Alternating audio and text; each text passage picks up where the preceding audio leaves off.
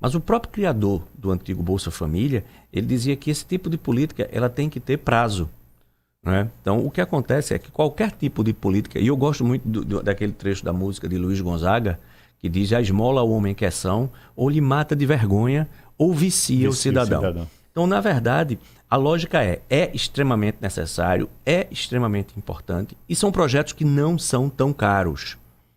Né? Então, é possível para a economia brasileira manter programas sociais. Primeiro, é necessário. Segundo, é possível. Mas aí a gente tem um ponto ao longo do tempo. A gente precisa ter efetivamente, primeiro, políticas paralelas que façam com que essas pessoas migrem de extrato social. Né? Uma sociedade ela só vai ser justa, não é necessariamente quando todo mundo tiver igual. Ela vai ser justa quando todo mundo tiver igualdade de oportunidades. Uhum. E aí a pessoa vai poder distinguir o que quer de sua vida.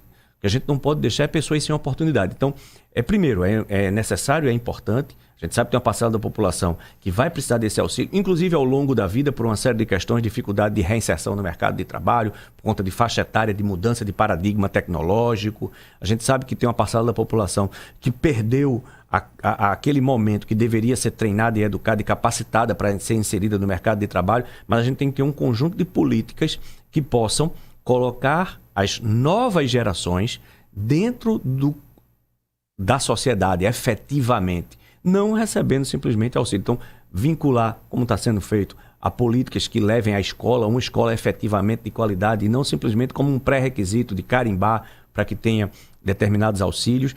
E essas políticas elas precisam ser, aí sim, avaliadas, como qualquer política pública, uma coisa que eu sempre coloco. Projetos e políticas públicas precisam ser avaliados quanto ao seu resultado efetivo e não quanto às suas boas intenções. Porque muitas vezes a gente tem um projeto que ele pode ter uma intenção muito boa, mas na prática ele não trouxe o resultado efetivo. E algumas vezes é muito difícil que a gente consiga uma avaliação correta de determinadas políticas públicas, porque aquilo leva a componentes ideológicos. Eu não vou querer fazer uma crítica a determinado partido ou determinada corrente política, se aquilo foi positivo ou negativo, ou às vezes porque aquela política que, embora aparente ser muito, muito boa, ela não deu os resultados esperados. Então, em primeiro lugar, é necessário, são políticas importantíssimas e a gente precisa se balizar de alguma forma para que a gente tenha as referências necessárias para acompanhar e evoluir com esse projeto, com essas políticas, com esses programas, na verdade. E a gente precisa também lembrar que a gente precisa permitir que essas famílias transitem.